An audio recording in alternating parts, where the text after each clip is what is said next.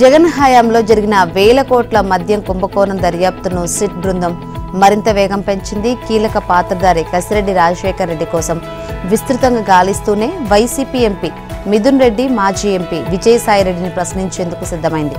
ఇవాళ విచారణకు రావాలంటూ వారిద్దరికీ 3 రోజుల క్రితం నోటీసులు జారీ చేసింది. అయితే ఒక రోజు ముందే గురువారమే వస్తానని చెప్పిన విజయసాయిరెడ్డి కోసం సిట్ చీఫ్ ఎస్వి రాజశేఖర్ బాబు, ఇతర అధికారులు విజయవాడ పోలీస్ కమిషనర్ కార్యాలయంలో మధ్యాహ్నం వరకు ఎదురుచూశారు. చివరి నిమిషంలో ఆయన నుంచి ఓ సందేశం వచ్చింది. ఇతరత్ర ముఖ్యమైన పనులు ఉండడం వల్ల రాలేకపోతున్నానని, శుక్రవారం తప్పకుండా హాజరవుతానని దాని సారాంశం. ఇంకోవైపు శుక్రవారం రావాల్సిన మిథున్ రెడ్డి సిట్ నోటీసుపై హైకోర్టును ఆశ్రయించారు. తన విచారణను ఆడియో, వీడియో రికార్డింగ్ చేయాలని కోరారు. ఇందుకు కోర్టు నిరాకరించడంతో ఆయన సిట్ ముందు హాజరు కావాల్సిన అనివార్యత ఏర్పడింది. దీంతో శనివారం విచారణకు రావాలని సిట్ అధికారులు ఆయనకు మరో నోటీస్ ఇచ్చారు. కాగా మద్యం కుంభకోణంలో కసిరెడ్డిదే కీలక పాత్ర అని విజయసాయిరెడ్డి గత విచారణ సందర్భంగా సంచలన వ్యాఖ్యలు చేశారు. తనను ఏ విచారణకు పిలిచినా ఇదే విషయాన్ని చెబుతానని నాడు స్పష్టం చేశారు. అయితే ఎన్ని నోటీసులు ఇచ్చినా రాకుండా కసిరెడ్డి పరారీలో ఉండడంతో సిట్ బృందం హైదరాబాద్ వెళ్లి ఆయన తండ్రి ఉపేందర్ రెడ్డికి 2 రోజుల కిందట నోటీస్ ఇచ్చింది. దీంతో ఆయన గురువారం విజయవాడలో సిట్ కార్యాలయానికి వచ్చారు. రాజు ఎక్కడికి వెళ్తారని ఇంట్లో చెప్పి వెళ్లారు. ఎక్కడ ఉండే అవకాశం ఉంది, ఎక్కువగా ఎక్కడికి వెళ్తూ ఉంటారు, ఎవరితో బాగా దగ్గరగా ఉంటారు వంటి ప్రశ్నలను సిట్ అధికారులు సంధించారు. అన్నిటికీ తనకేమీ తెలియదని ఉపేందర్ రెడ్డి సమాధానం ఇచ్చినట్లు తెలిసింది. ఇవాళ మరోమారు విచారణకు రావాలని సిట్ అధికారులు సూచించడంతో విజయవాడలోనే ఉంటానంటూ తాను బస చేసే హోటల్ వివరాలు చెప్పి వెళ్లినట్లు సమాచారం. ఇంకోవైపు గత ప్రభుత్వంలో ముడుపులు చెల్లించిన మద్యం వ్యాపారులకు వరుసగా నోటీసులు ఇచ్చిన సిట్ శుక్ర, శనివారాల్లో పలువురిని ప్రశ్నించనుంది. జగన్ అక్రమాస్తుల కేసులో కీలక పరిణామం జరిగింది. దాల్మియా సిమెంట్స్ ఆస్తులను ఈడీ అటాచ్ చేసింది. 793 కోట్ల విలువైన ఆస్తులను అటాచ్ చేసినట్లు ఈడీ తెలిపింది. కడప జిల్లాలో 417 హెక్టార్ల సున్నప్రాయి గనులను అప్పటి వైఎస్ఆర్ ప్రభుత్వం దాల్మియా సిమెంట్స్ కు లిజికిచ్చింది. ఇందులో అక్రమాలు చోటు చేసుకున్నాయని సిబిఐ గతంలోనే ఆరోపించింది. జగన్ తో కలిసి దాల్మియా సిమెంట్స్ అక్రమంగా సున్నపురాయి గనుల లీజులు పొందినట్లు సిబిఐ 2013లో ఛార్జ్షీట్ దాఖలు చేసింది. జగన్ 150 కోట్లు అక్రమంగా లబ్ధి పొందినట్లు సిబిఐ ఛార్జ్షీట్లో తెలిపింది. రఘురామ్ సిమెంట్స్ లో 95 కోట్ల విలువైన షేర్లు, 55 కోట్లు హవాలా రూపంలో దాల్మియా సిమెంట్స్ ఇచ్చినట్లు అభియోగం మోపింది. సిబిఐ ఛార్జ్షీట్ ఆధారంగా మనీ లాండరింగ్ కోణంలో ఈడీ దర్యాప్తు చేపట్టింది. 793 కోట్ల విలువైన ఆస్తులను అటాచ్ చేసింది. ప్రధాని మోదీ అమరావతి పర్యటన ఖరారైంది. మే 2న సాయంత్రం 4 గంటలకు అమరావతి రాజధాని పనులు పునః ప్రారంభించేందుకు మోదీ రానున్నారు. ప్రధాని పర్యటన స్కెడ్యూల్, టైం ఖరారవడంతో అందుకు సంబంధించి అధికారులు పటిష్టమైన ఏర్పాట్లు చేస్తున్నారు. ఇప్పటికే ఈ ఏర్పాట్లపై ప్రభుత్వ ప్రధాన కార్యదర్శి కె విజయానంద్ ఉన్నతాధికారులతో సమీక్షించారు. ఈ మేరకు ప్రధాని పర్యటన ఏర్పాట్లపై అధికారులతో మాట్లాడారు.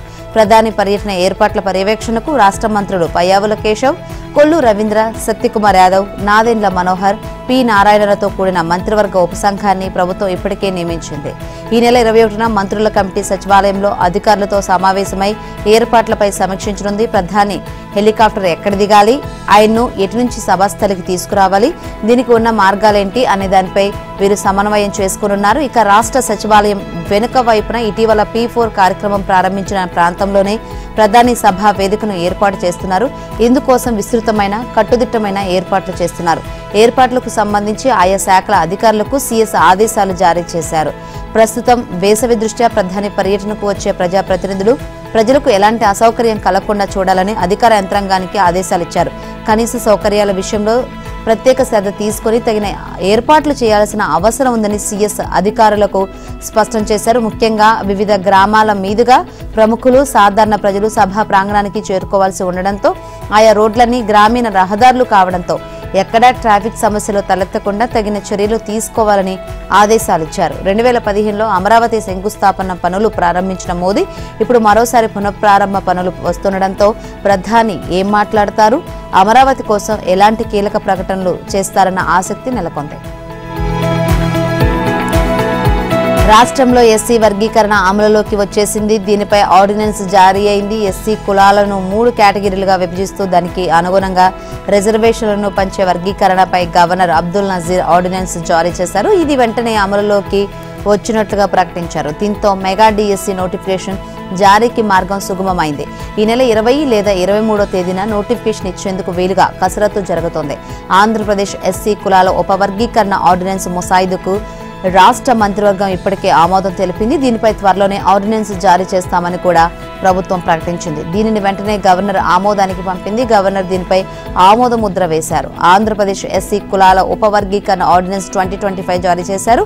ప్రస్తుతం అసెంబ్లీ సమావేశాలు లేనందున వర్గీకరణను వెంటనే అమలు చేయాల్సిన పరిస్థితులు ఏర్పడినందున ఆర్డినెన్స్ జారీ చేస్తున్నట్లు ఉత్తర్వుల్లో పేర్కొన్నారు. దీని ప్రకారం గ్రూప్ 1 కేటగిరీకి చెందిన రెల్లి 12 ఉపకులాలకు 1%, గ్రూప్ 2కు చెందిన మాదిగ 18 ఉపకులాలకు 6.5%, గ్రూప్ 3కి చెందిన మాల 29 ఉపకులాలకు 7.5% చొప్పున మొత్తం 15% రిజర్వేషన్ కేటాయిస్తారు. 3 ఎస్సీ గ్రూపుల విషయంలో 200 రోస్టర్ పాయింట్స్ విధానాన్ని అవలంబిస్తారు. ఈ విధానాన్ని ఒక్కొక్కటి 1 నుంచి 100 సంఖ్యతో 2 దఫాలుగా అమలు చేయాలి. ఆర్డినెన్స్ జారీ నేపథ్యంలో ఎంఆర్పీఎస్ వ్యవస్థాపక అధ్యక్షుడు మందకృష్ణ మాదిగ గురువారం సచివాలయానికి వచ్చి సీఎస్ విజయానంద్కు కృతజ్ఞతలు తెలియజేశారు. ఏపీలోని డిఎస్సీ అభ్యర్థులకు కూటమి ప్రభుత్వం గుడ్ న్యూస్ చెప్పింది. నిరుద్యోగులు ఎన్నాళ్ళుగానో ఎదురు చూస్తున్న మెగా డిఎస్సీ నోటిఫికేషన్ ప్రకటించేందుకు పాఠశాల విద్యాశాఖ సన్నద్ధమవుతుంది. మొత్తం 16,347 పోస్టులతో మెగా డిఎస్సీకి శ్రీకారం చుడతామని ఎన్నికల ముందు ఇచ్చిన హామీని కూటమి ప్రభుత్వం నిలబెట్టుకోనుంది. మరోవైపు డిఎస్సీ అభ్యర్థులకు వయో పరిమితిని 42 ఏళ్ల నుంచి 44 ఏళ్లకు పెంచుతూ విద్యాశాఖ కార్యదర్శి కోన శశిధర్ ఉత్తర్వులు జారీ చేశారు. 2024 జూలై 1ని కటాఫ్ తేదీగా నిర్ణయించారు. ఈ సడలింపు ఈ ఒక్క డిఎస్సీకి మాత్రమే వర్తిస్తుందని స్పష్టం చేశారు. డిఎస్సీపై సాధారణ పరిపాలన శాఖ ఉత్తర్వులు జారీ చేసిన వెంటనే నోటిఫికేషన్ జారీ చేస్తామని అధికారులు చెబుతున్నారు. ఈ నెల 20 లేదా 23 మంచి రోజులు కావడంతో ఆ తేదీలోనే నోటిఫికేషన్ జారీ చేయాలని భావిస్తున్నారు. నోటిఫికేషన్ ఇచ్చిన 45 రోజుల తర్వాత పరీక్షలు జరుగుతాయి. గతంలో జిల్లాల వారీగా పోస్టుల వివరాలను పాఠశాల విద్యాశాఖ విడుదల చేసింది. కాగా ఇటీవల సృష్టించిన 2260 స్పెషల్ ఎడ్యుకేషన్ టీచర్ పోస్టులను మరో ప్రత్యేక డిఎస్సీతో భర్తీ చేస్తారు. విద్యా సంవత్సర ప్రారంభ నాటికి ఉపాధ్యాయ నియామక ప్రక్రియ పూర్తి చేయాలని ప్రభుత్వం లక్ష్యంగా పెట్టుకుంది. గుడ్ ఫ్రైడే సందర్భంగా ఏపీలోని పాస్టర్లకు కూటమి సర్కార్ గుడ్ న్యూస్ చెప్పింది. పాస్టర్లకు నెలకు 5,000 చొప్పున గౌరవ వేతనం ఇవ్వాలని సీఎం చంద్రబాబు నిర్ణయించారు. దీంతో 8,427 మంది పాస్టర్లకు నెలకు 5,000 చొప్పున గౌరవ వేతనం విడుదల చేసేందుకు సీఎం చంద్రబాబు గ్రీన్ సిగ్నల్ ఇచ్చారు. 2024 మే నుంచి నవంబర్ వరకు ఈ గౌరవ వేతనం విడుదల చేయనున్నారు. ఈ 7 నెలల కాలానికి గాను 30 కోట్ల కూటమి ప్రభుత్వం విడుదల చేసింది. ఈ 7 నెలలకు ఒక్కొక్క పాస్టర్కు 35,000 చొప్పున లబ్ధి చేకూరనుంది. 2023 జనవరిలో టీడీపీ జాతీయ ప్రధాన కార్యదర్శి నారా లోకేష్ యువగలం పేరిట పాదయాత్ర నిర్వహించారు. ఈ సందర్భంగా పాస్టర్లతో ఆయన ఆత్మీయ సమావేశాలు నిర్వహించారు. ఈ సందర్భంగా టీడీపీ అధికారంలోకి వస్తే గౌరవ వేతనం అందిస్తామని పాస్టర్లకు ఆయన హామీ ఇచ్చారు. ఆ క్రమంలో అధికారంలోకి వచ్చాక ఇచ్చిన మాట ప్రకారం ప్రభుత్వం హామీని అమలు చేసింది. వర్షాకాలం ప్రారంభం నాటికి విజయవాడ నగరంలో అన్ని వరద నీటి కాలువల పూడిక తీతతో పాటు మరమ్మతులు పూర్తి చేయాలని మంత్రి నారాయణ అధికారులను ఆదేశించారు.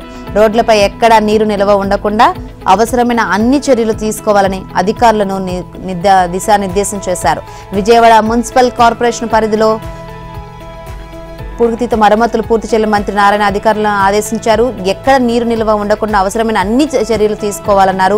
విజయవాడలోని సిఆర్డీఏ ప్రధాన కార్యాలయంలో జరిగిన సమావేశంలో ఎంపీ, ఎమ్మెల్యేలు, అధికారులు పాల్గొన్నారు. వీఎంసీ పరిధిలో ఉన్న సమస్యలను అధిగమించడం, అభివృద్ధి ప్రణాళికలపై ప్రధానంగా చర్చించారు.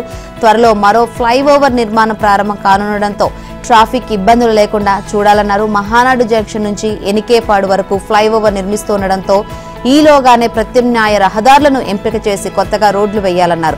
అమరావతి నుంచి గన్నవరం ఎయిర్పోర్టుకు వెళ్లే ప్రధానమైన రహదారి కావడంతో అన్ని జాగ్రత్తలు తీసుకోవాలన్నారు.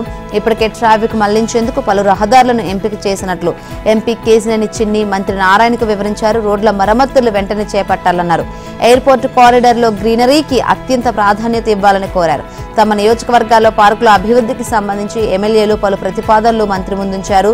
కార్పొరేషన్లో ఉన్న నిధులను దృష్టిలో ఉంచుకొని ప్రాధాన్యత క్రమంలో పార్కులను అభివృద్ధి చేయాలని మంత్రి తెలిపారు. నగరంలో మెప్మాలో ఉన్న స్వయం సహాయక మహిళలకు ఆదాయం సమకూరేలా పలు ప్రతిపాదనలపై చర్చించారు. మెప్మా ఎండీతో చర్చించి ఆయా అంశాలపై నిర్ణయం తీసుకోవాలని విజయవాడ కమిషనర్కు సూచించారు. అధికారులు, ప్రజాప్రతినిధులు సమన్వయంతో నగర అభివృద్ధికి కృషి చేయాలని మంత్రి నారాయణ దిశానిర్దేశం చేశారు. తిరుమల గోశాల వ్యవహారం హీటెక్కింది. పల్లా శ్రీనివాస్, కరుణాకర్ రెడ్డిల సవాళ్లు, ప్రతి సవాళ్ల నేపథ్యంలో ఇరు పార్టీలు పెద్ద ఎత్తున ర్యాలీలు నిర్వహించారు. కరుణాకర్ రెడ్డి చేస్తున్న అబద్ధపు ప్రచారాన్ని తిప్పికొట్టాలని కూటమి నేతలు పిలుపునిచ్చారు. ఈ క్రమంలో వైసీపీ నేత భూమన కరుణాకర్ రెడ్డి తన నివాసం నుంచి ఎంపీ గురుమూర్తి, మాజీ డిప్యూటీ సీఎం నారాయణ స్వామితో కలిసి ఎస్వీ గోశాలకు బయలుదేరారు. భారీ సంఖ్యలో వైసీపీ కార్యకర్తలు రావడంతో పోలీసులు వారిని అడ్డుకున్నారు. దీంతో భూమన, వైసీపీ నేతలు రోడ్డు బైఠాయించి నిరసన తెలిపారు. మరోవైపు కూటమి ఎమ్మెల్యేలు పులవర్తి నాని, బొజ్జల సుధీర్ రెడ్డి, ఆరణి శ్రీనివాసులతో పాటు టీటీడీ సభ్యుడు భానుప్రకాష్ రెడ్డి తదితరులు గురువారం ఉదయం గోశాల వద్దకు వెళ్లారు. ఎస్వీ గోశాలపై వైసీపీ నేతల ఆరోపణలు దెయ్యాలు వేదాలు వల్లించినట్లు ఉన్నాయని విమర్శించారు. అసత్య ఆరోపణలు మానుకోవాలని హితవు పలికారు. వైసీపీ హయాంలో టీటీడీలో ఎన్నో అక్రమాలు జరిగాయన్నారు. సవాళ్లు, ప్రతి సవాళ్ల నేపథ్యంలో ఉదయం నుంచి పోలీసులు తీవ్ర ఆందోళనకు గురయ్యారు. ఒకే సమయంలో అధికార, ప్రతిపక్షాలు గోశాల సందర్శనకు రావద్దని తిరుపతి జిల్లా ఎస్పీ హర్షవర్ధన్ రాజు సూచించారు. అయితే కూటమి నేతలు గోశాల వద్ద ఉన్నప్పుడు వైసీపీ నేత భూమన కరుణాకర్ రెడ్డి రోడ్డుపై పడుకొని నిరసన చేసి వీధి నాటకాలకు తెరతీశారు. రోడ్డుపై బైఠాయించిన వైసీపీ నేత రోజా తిరుమల విషయంలో ఎవరు తప్పులు చేసినా, ఎంత పెద్దవారైనా కేసులు పెట్టి జైలుకు పంపాలని డిమాండ్ చేశారు. టీటీడీ గోశాల రగడలో కీలక పరిణామం జరిగింది. వైసీపీ మాజీ ఎమ్మెల్యే భూమన కరుణాకర్ రెడ్డికి Chandragiri TDP MLA Pulavarthi Nani phone call చేశారు. టీటీడీ గోశాలకు రావాలని కోరారు. ఎస్పీతో మాట్లాడి ఎస్కార్ట్ పంపుతామని పులవర్తి నాని భరోసా ఇచ్చారు. భద్రత కల్పిస్తే గోశాలకు వస్తానని భూమన కరుణాకర్ రెడ్డి చెప్పినట్లు తెలుస్తోంది. అయితే కరుణాకర్ రెడ్డి ఇంటి వద్దనే పోలీసులు ఆయన్ను అడ్డుకున్నారు. మరోవైపు భూమన కరుణాకర్ రెడ్డిపై ఏపీ దేవాదాయ శాఖ మంత్రి ఆనం రామనారాయణ రెడ్డి తీవ్రస్థాయిలో మండిపడ్డారు. టీటీడీని ఎలాగైనా అపవిత్రం చేయాలని, పాలక వర్గాన్ని, అధికారులను అవమానపరచాలని వైసీపీ చూస్తుందని ఆయన ఆరోపించారు. మొత్తంగా రెండు పార్టీలు ఒకేసారి కలవటం వద్దని పోలీసులు అంతవరకు చెప్పిన మాటలను ఇలా ఇరు పార్టీల నేతలు పట్టించుకోలేదు. దీంతో పోలీసులు తీవ్ర ఇబ్బందులకు గురయ్యారు. గోశాల వద్దకు తిరుపతి వైసీపీ ఎంపీ గురుమూర్తి వచ్చాక తీవ్ర ఉద్రిక్త వాతావరణం నెలకొంది. పోలీసుల సూచనతో ఆయన తిరిగి వెళ్లిపోయారు. దీంతో పోలీసులు ఊపిరి పీల్చుకున్నారు. కేంద్ర కేబినెట్ లో యువ మంత్రిగా దేశవ్యాప్తంగా ఇప్పటికే గుర్తింపు పొందిన కింజారపు రామ్మోహన్ నాయుడు మరో అరుదైన ఘనత సాధించారు. World economic forum young global లీడర్ల జాబితా 2025లో ఆయన స్థానం దక్కించుకున్నారు. ఈ ఏడాది సుమారు 50 దేశాలకు చెందిన 116 మందిని ఎకనామిక్ ఫోరం ఎంపిక చేసింది. మారుతున్న ప్రపంచానికి తమదైన శైలిలో నాయకత్వం అందించే వివిధ రంగాలకు చెందిన 40 ఏళ్ల లోపున్న వారిని దీనికోసం ఎంపిక చేస్తారు. ఈ సంవత్సర జాబితాలో తమ రంగంలో ఉత్తమ నాయకత్వం కనబరిచిన యువ నేతలు, పారిశ్రామికవేత్తలు, క్రీడాకారులు, టెక్ సంస్థల వ్యవస్థాపకులు, మానవ హక్కుల నేతలు, న్యాయవాదులు ఉన్నారు. ఈ జాబితాలో భారతదేశం నుంచి 7 చోటు దక్కించుకున్నారు. రామ్మోహన్ నాయుడుతో పాటు ఓయో హోటల్స్ అండ్ హోమ్స్ వ్యవస్థాపకుడు Ritesh Agarwal, Boston consulting group MD Natarajan Shankar, పర్వతారోహకుడు, పారిశ్రామికవేత్త అనురాగ్ ములు తదితరులు ఉన్నారు. పార్లమెంట్లో అనర్గళంగా మాట్లాడగలిగే నేతగా రామ్మోహన్ నాయుడు ఇప్పటికే దేశవ్యాప్తంగా గుర్తింపు పొందారు. 26 ఏళ్ల వయసులో లోక్సభలో అడుగుపెట్టి తనదైన ప్రసంగ శైలితో ప్రజల మన్ననలు అందుకున్నారు. ఇక ప్రధాని నరేంద్ర మోదీ కేబినెట్ లో యువ కేంద్ర మంత్రిగా పౌర విమానయాన శాఖలో ప్రత్యేక ముద్ర వేస్తున్నారు. యంగ్ గ్లోబల్ లీడర్స్ జాబితాలో రామ్మోహన్ నాయుడుకు చోటు దక్కడంపై సీఎం చంద్రబాబు హర్షం వ్యక్తం చేశారు. కేంద్ర మంత్రికి ముఖ్యమంత్రి అభినందనలు తెలిపారు. దేశానికి, ముఖ్యంగా తెలుగు ప్రజలకు ఇది గర్వించదగ్గ సమయమని, మున్ముందు రామ్మోహన్ నాయుడు మరిన్ని విజయాలు సాధించాలని ఆకాంక్షిస్తూ చంద్రబాబు ఎక్స్లో పోస్ట్ చేశారు. రాష్ట్ర విద్యాశాఖ మంత్రి నారా లోకేష్ కూడా రామ్మోహన్ నాయుడుకి అభినందనలు తెలిపారు. ఓవైపు మండే ఎండలు, మరోవైపు ఈదురుగాలు, వడగండ్ల వానలతో తెలుగు రాష్ట్రాల్లో జనం ఉక్కిరిబిక్కిరవుతున్నారు. ముఖ్యంగా అకాల వర్షాలు అన్నదాతలను ఆగం చేస్తున్నాయి. పొద్దంతా ఎండలు కాయగా సాయంత్రానికి చల్లబడి పలుచోట్ల వర్షాలు పడ్డాయి. రాయలసీమలో ఉపరితల ఆవర్తనం కొనసాగుతుంది. వాయువ్య రాజస్థాన్ నుంచి కర్ణాటక, తమిళనాడు మీదుగా గల్ఫ్ ఆఫ్ మన్నార్ వరకు ఉపరితల ద్రోణి విస్తరించింది. మరోవైపు కోస్తా, రాయలసీమలో పలుచోట్ల ఎండ తీవ్రత, ఉక్కుపోత కొనసాగాయి. వాతావరణ అనిశ్చితి నెలకొని గురువారం కోస్తా, రాయలసీమలో అక్కడక్కడ ఈదురుగాలులు, పిడుగులతో కూడిన వర్షాలు కురిశాయి. ఆదిలాబాద్, ములుగు, ఖమ్మం, వికారాబాద్ జిల్లాలో ఈదురుగాలులు బీభత్సం సృష్టించాయి. పలు చోట్ల రోడ్లపై ఆరబోసిన ధాన్యం తడిసిపోయింది. కోతకు వచ్చిన వరి పంట నేల కొరికింది. ఆసిఫాబాద్లో అరగంట పాటు వర్షం కురిసింది. ఈదురుగాలుల తీవ్రతకు పట్టణంలో పలు చోట్ల విద్యుత్ స్తంభాలు కూలి కరెంటు సరఫరా నిలిచిపోయింది. తమను ఆదుకోవాలని బాధిత రైతులు వేడుకుంటున్నారు. తెలుగు రాష్ట్రాల్లో భిన్నమైన వాతావరణం నేపథ్యంలో ప్రజలు అప్రమత్తంగా ఉండాలని విపత్తుల నిర్వహణ సంస్థ హెచ్చరించింది. పిడుగులు, వడగళ్లతో కూడిన వర్షాలు పడేటప్పుడు జాగ్రత్తగా ఉండాలని సూచించింది. జపాన్లో తెలంగాణ సీఎం రేవంత్ రెడ్డి పర్యటన కొనసాగుతుంది. ఇవాళ టోక్యో గవర్నర్తో సీఎం రేవంత్ రెడ్డి మర్యాదపూర్వక సమావేశమవుతారు. ఆ తర్వాత ఇండియన్ ఎంబసీ ఆధ్వర్యంలో పరిశ్రమల ప్రతినిధులతో భేటీ అవుతారు. అలాగే వివిధ కంపెనీల సీఈఓలతో వేరువేరుగా సమావేశం కానున్నారు. తర్వాత సుమిదా రివర్ ఫ్రంట్ను సందర్శిస్తారు. నిన్న టోక్యోలో మారుబేని కంపెనీ ప్రతినిధులు సీఎం రేవంత్ రెడ్డిని కలుసుకున్నారు. ఇండస్ట్రియల్ పార్క్ ఏర్పాటుకు సంబంధించిన ప్రతిపాదనలు, పెట్టుబడులపై చర్చించారు. జపాన్కు చెందిన దిగ్గజ కంపెనీ మారుబేని తెలంగాణలో పెట్టుబడులు పెట్టేందుకు ముందుకొచ్చింది. 1000 కోట్ల రూపాయల ప్రారంభ పెట్టుబడితో ఫ్యూచర్ సిటీలో నెక్స్ట్ జనరేషన్ ఇండస్ట్రియల్ పార్కును ఏర్పాటు చేసేందుకు సంసిద్ధత వ్యక్తం చేసింది. ఈ ప్రతిపాదనలకు సంబంధించి లెటర్ ఆఫ్ ఇంటెంట్ పై సీఎం రేవంత్ రెడ్డి సమక్షంలో రాష్ట్ర ప్రభుత్వ అధికారులు, కంపెనీ ప్రతినిధులు సంతకాలు చేశారు. అలాగే తెలంగాణలో చేపడుతున్న పలు అభివృద్ధి కార్యక్రమాలకు నిధులు సమీకరించేందుకు నిన్న సీఎం రేవంత్ బృందం జైకా ప్రతినిధులతో సమావేశమైంది. న్యూయార్క్, టోక్యో వంటి అంతర్జాతీయ స్థాయి నగరాలతో సమానంగా హైదరాబాద్ నగరాన్ని అభివృద్ధి చేయాలని లక్ష్యంగా పెట్టుకున్నామని, తమ ప్రభుత్వ ప్రాజెక్టులకు ఆర్థిక సహకారం అందిస్తే టోక్యో నగరాన్ని మించిన అభివృద్ధి సాధిస్తామని జపాన్ ఇంటర్నేషనల్ కోఆపరేషన్ ఏజెన్సీ ఉన్నత స్థాయి ప్రతినిధులను ముఖ్యమంత్రి రేవంత్ రెడ్డి కోరారు. యానిమేషన్, విఎఫ్ఐ, గేమింగ్ రంగాల్లో హైదరాబాద్లో ఉన్న అవకాశాలు, అనుకూలతలను వివరించారు. ఎండ్ టు ఎండ్ ప్రొడక్షన్ సామర్థ్యాన్ని కలిగి ఉండే అత్యాధునిక ఫిలిం సిటీ ఏర్పాటు చేయాలనే తన భవిష్యత్తు విజన్ను సీఎం రేవంత్ వారితో పంచుకున్నారు. రాజకీయంగా ఎంఐఎం పార్టీకి కాంగ్రెస్ దూరంగానే ఉంటుందని, ఇది రాహుల్ గాంధీ వైఖరిని కాంగ్రెస్ తెలంగాణ వ్యవహారాల ఇన్ఛార్జ్ మీనాక్షి నటరాజన్ స్పష్టం చేశారు. జాతీయ స్థాయిలో కొన్ని అంశాలపై ఎంఐఎంకు మద్దతుగా ఉన్నంత మాత్రాన ఆ పార్టీతో కలిసినట్లు కాదని వివరించారు. హైదరాబాద్, సికింద్రాబాద్, నిజామాబాద్ లోక్సభ నియోజకవర్గాల నేతలతో హైదరాబాద్లోని గాంధీ భవన్లో ఆమె సమీక్ష నిర్వహించారు.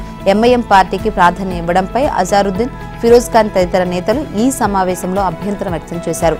ఎంఐఎంకు ప్రాధాన్యమిస్తే హైదరాబాద్లో కాంగ్రెస్ ఎలా బలోపేతం అవుతుందని అడిగారు. ఇందుకు స్పందించిన మీనాక్షి నటరాజన్ ఎంఐఎం పట్ల కాంగ్రెస్ వైఖరిని వివరించారు.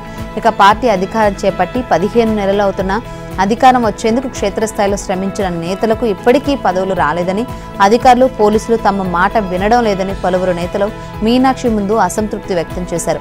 ఏళ్లుగా పార్టీలో ఉన్న వారికి కాకుండా కొత్తగా వచ్చిన వారికి ప్రాధాన్యం లభిస్తోందని వాపోయారు. అలాగే మంత్రితో ముఖాముఖి కార్యక్రమం అటకెక్కిందని, మంత్రులు డీసీసీ కార్యాలయాలకు వెళ్లి కార్యకర్తలను కలవడం లేదని పేర్కొన్నారు. ఇందుకు స్పందించిన మీనాక్షి నటరాజన్ పార్టీ కార్యకర్తలే లేకుంటే మంత్రులు లేరని, ప్రభుత్వము వచ్చేది కాదని అన్నారు. గాంధీ భవన్లో మంత్రితో ముఖాముఖి కార్యక్రమం పునరుద్ధరణకు చర్యలు తీసుకుంటామన్నారు. మంత్రులు జిల్లా పర్యటనలో కార్యకర్తలను కలిసేలా చేస్తామన్నారు. ఎప్పటి నుంచో పార్టీలో ఉన్న వారికి పదవుల్లో ప్రాధాన్యం ఉంటుందని హామీ ఇచ్చారు. నేతలు క్షేత్రస్థాయిలో ప్రజలతో మమేకం అవ్వాలని, ఇందిరమ్మ కమిటీలను క్రియాశీలకం చేయాలని సూచించారు.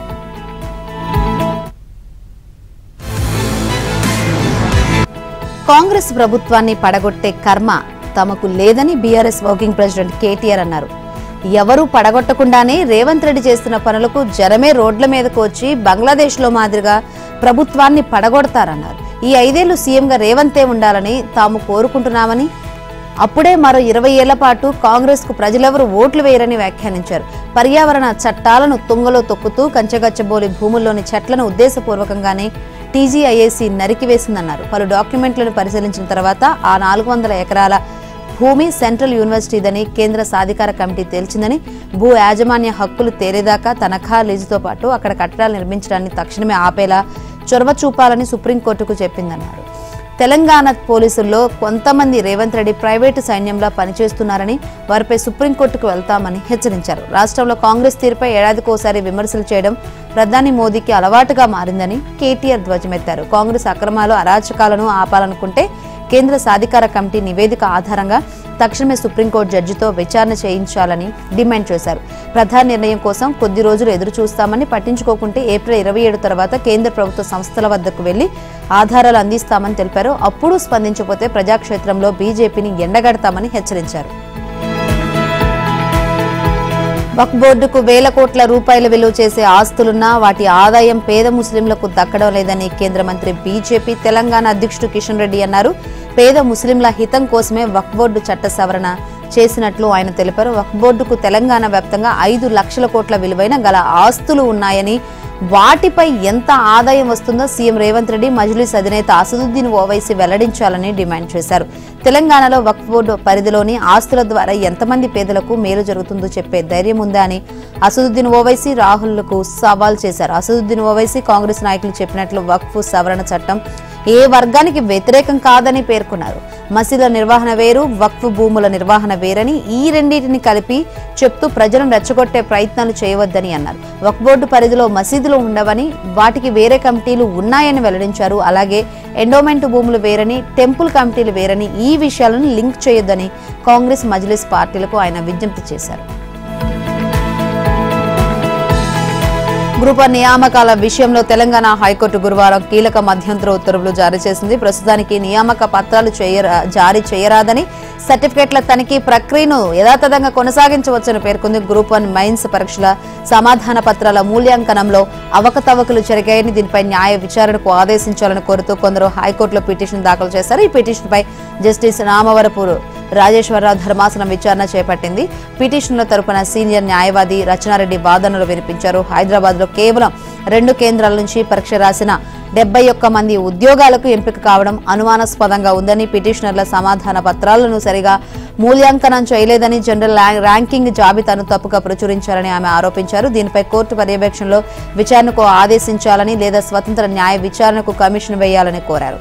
టీజీపీఎస్సీ తరపున వాదనలు వినిపించిన న్యాయవాది పిఎస్ రాజశేఖర్ మెయిన్స్ కు ఎంపికైన వారంతా ఒకే ప్రాంతానికి చెందిన వారని చెప్పడంలో ఎలాంటి వాస్తవం లేదని పేర్కొన్నారు. ఈ పిటిషన్ వేసిన 20 మందిలో 19 మంది ప్రభుత్వ ఉద్యోగులని, వారు ఎక్కడ పనిచేస్తున్నారు అనే వివరాలు దాచిపెట్టి తప్పుదోవ పట్టించాలని చూస్తున్నారని ధర్మాసనానికి నివేదించారు. రీకౌంటింగ్ లో మార్కులు తగ్గాయన్నమాట అవాస్తవం.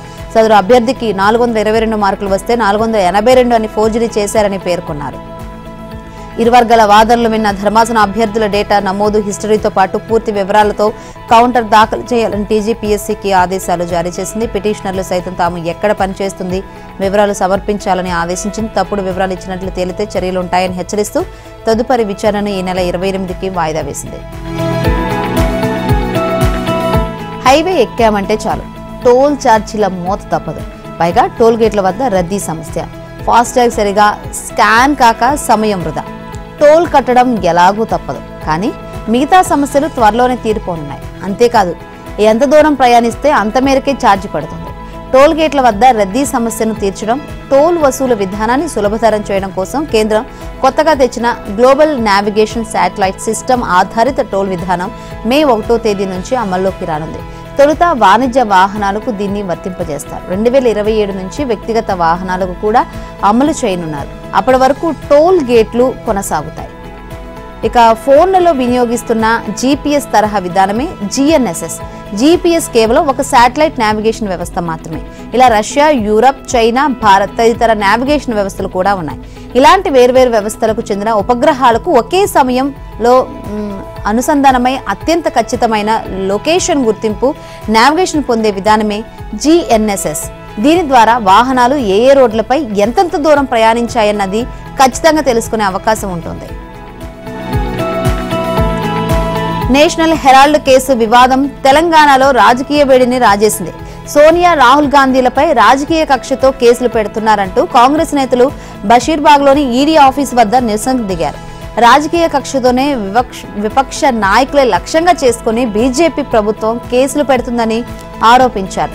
టీపీసీసీ చీఫ్ మహేష్ కుమార్ గౌడ్ నేతృత్వంలో చేపట్టిన నిరసనలో కాంగ్రెస్ రాష్ట్ర వ్యవహారాల incharge Meenakshi Natarajan, deputy CM Bhatti విక్రమార్కతో పాటు పలువురు మంత్రులు, ఎంపీలు, ఎమ్మెల్యేలు, ఎమ్మెల్సీలు పాల్గొన్నారు.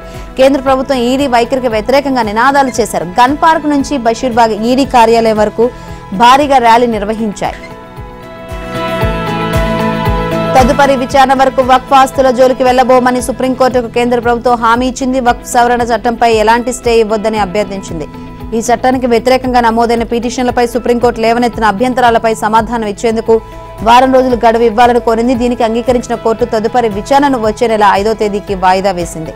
వక్ఫ్ సవరణ చట్టంలోని పలు సెక్షన్లను సవాల్ చేస్తూ సుప్రీంకోర్టులో ఇప్పటికీ 72కు పైగా పిటిషన్లు దాఖలయ్యాయి. వాటిపై chief justice Sanjiv Khanna, justice Sanjiv Kumar, justice KV విశ్వనాథుల త్రిసభ్య ధర్మాసనం గురువారం మరోసారి విచారణ చేపట్టింది. అయితే పిటిషన్లు లేవనెత్తిన అభ్యంతరాలు, ధర్మాసనం లేవనెత్తిన ప్రశ్నలపై సమాధానం ఇచ్చేందుకు వారం రోజులు గడువు ఇవ్వాలని కేంద్ర ప్రభుత్వం తరపున సోలిసిటర్ జనరల్ తుషార్ మెహతా అభ్యర్థించారు. ఈ క్రమంలో వక్ఫ్ ఆస్తులను డినోటిఫై చేయకుండా, ముస్లిమేతరులను వక్ఫ్ బోర్డులు, కేంద్ర కౌన్సిల్లో సభ్యులుగా నియమించకుండా చట్టంలోని ఆయా సెక్షన్స్ పై స్టే ఇచ్చేందుకు ధర్మాసనం సిద్ధమైంది. దీనిని సోలిసిటర్ జనరల్ వ్యతిరేకించారు. పార్లమెంట్లో విస్తృతంగా చర్చించి మెజారిటీ సభ్యుల ఆమోదంతో కేంద్ర వక్ఫ్ సవరణ చట్టం చేసిందని, ప్రభుత్వ వాదనలు వెనుకొండ స్టే ఇవ్వడం సరికాదని వాదించారు. ప్రైవేటు ఆస్తులను వక్ఫ్ ప్రకటించారంటూ దేశవ్యాప్తంగా లక్షల కొద్ది విజ్ఞప్తులు రావడం వల్లే పార్లమెంటు వక్ఫ్ చట్టాన్ని సవరించిందని వివరించారు. కేవలం ఆయా సెక్షన్స్ పైన చదివి చర్యలు తీసుకోవడం సరికాదని పేర్కొన్నారు. వారం గడువు ఇవ్వడం వల్ల వక్ఫ్ ఆస్తులకు వచ్చే ముప్పేమీ ఉండదని, స్టే ఇవ్వడం వంటి కఠిన చర్యలు చేపట్టవద్దని విజ్ఞప్తి చేశారు. బిల్లులు ఆమోదించేందుకు సుప్రీంకోర్టు రాష్ట్రపతికి గడువు విధించడాన్ని ఉపరాష్ట్రపతి జగదీప్ ధన్ఖడ్ తీవ్రంగా తప్పుపట్టారు. దేశంలో చట్టాలు చేసేది వారే, అమలు చేసేది వారే అన్నట్లుగా న్యాయమూర్తులు వ్యవహరిస్తున్నారని వ్యాఖ్యానించారు. వారు చట్టాలకు అతీతమన్నట్లుగా, సూపర్ పార్లమెంట్ అన్నట్లుగా పరిస్థితి మారిపోయిందని విమర్శించారు. సుప్రీంకోర్టుకు ప్రత్యేక అధికారాలు కల్పించే రాజ్యాంగంలోని ఆర్టికల్ 142 దేశంలో ప్రజాస్వామ్య శక్తులకు వ్యతిరేకంగా 24 గంటలు న్యాయ వ్యవస్థకు అందుబాటులో ఉన్న అనుక్షిపణిలా మారిందని వ్యాఖ్యానించారు. దేశంలో అందరికంటే అత్యున్నత స్థానంలో ఉన్న రాష్ట్రపతికి సుప్రీంకోర్టు ఆదేశాలు ఇచ్చే పరిస్థితి ఉండకూడదని, బిల్లులు ఆమోదించేందుకు రాష్ట్రపతికి గడువు విధించడం సరికాదని స్పష్టం చేశారు. గురువారం 6వ బ్యాచ్ రాజ్యసభ ఇంటర్నీలను ఉద్దేశించి ఉపరాష్ట్రపతి ప్రసంగించారు. రాష్ట్రపతి, గవర్నర్ల అధికారాలకు సంబంధించి ఇటీవల సుప్రీంకోర్టు ఇచ్చిన ఆదేశాలు, ఢిల్లీ హైకోర్టు న్యాయమూర్తి జస్టిస్ యశ్వంత్ వర్మ ఇంట్లో భారీగా నగదు దొరికిన అంశాలను ప్రస్తావిస్తూ న్యాయ వ్యవస్థ తీరుపై తీవ్ర విమర్శలు గుప్పించారు. దేశ రాజధానిలో రాజకీయంగా స్తబ్దత నెలకొన్నప్పటికీ అది తుఫాను ముందు ప్రశాంతంలా కనిపిస్తుంది. త్వరలో బీజేపీలోనూ ప్రభుత్వంలోనూ కీలక మార్పులు జరగనున్నట్లు రాజకీయ వర్గాల సమాచారం. ఆ వర్గాలు చెబుతున్న దాని ప్రకారం మరో వారం 10 రోజుల్లో బీజేపీకి జాతీయ అధ్యక్షుడు రానున్నారు. పార్టీపై పూర్తిగా పట్టు బిగించి ప్రభుత్వానికి దిశానిర్దేశం చేయనున్న బలమైన నేతనే పార్టీ అధ్యక్షుడిగా నియమించే అవకాశాలు ప్రస్ఫుటంగా కనిపిస్తున్నాయి. ఈ మేరకు రాష్ట్రీయ స్వయం సేవక్ సంఘ్ నేతలకు బీజేపీ అగ్రనేతలకు మధ్య ఏకాభిప్రాయం కుదిరిందని విశ్వసనీయ వర్గాలు తెలిపాయి. ఆంధ్రప్రదేశ్, తెలంగాణ, గుజరాత్, ఉత్తరప్రదేశ్, కర్ణాటక, పశ్చిమ బెంగాల్, హర్యానా సహా పలు రాష్ట్రాల్లో పార్టీ అధ్యక్షులను నియమించేందుకు కూడా కసరత్తు పూర్తయినట్లు ఆ వర్గాలు వెల్లడించాయి. అలాగే పార్టీలో సిద్ధాంతానికి కట్టుబడి ఉండే నేతలను ప్రధాన కార్యదర్శులుగా నియమించే అవకాశాలున్నట్లు తెలుస్తోంది. ఓ మలయాళ నటుడు డ్రగ్స్ మత్తులో తనను లైంగికంగా వేధించాడని కథానాయిక విన్సీ సోనీ అలోషియస్ ఆరోపించారు. అయినా ఆ నటుడి పేరు మాత్రం వెల్లడించలేదు. ప్రస్తుతం విన్సీ సోనీ ఆరోపణలు మాలీవుడ్ లో తీవ్ర చర్చనీయాంశమయ్యాయి. తాజాగా ఓ హోటల్లో జరిగిన డ్రగ్స్ రైడ్ నుంచి దసరా చిత్రంలో విలన్ గా నటించిన షైన్ టామ్ చాకో తప్పించుకొని పారిపోయినట్లుగా వచ్చిన వార్తలు తీవ్ర కలకలం సృష్టించాయి.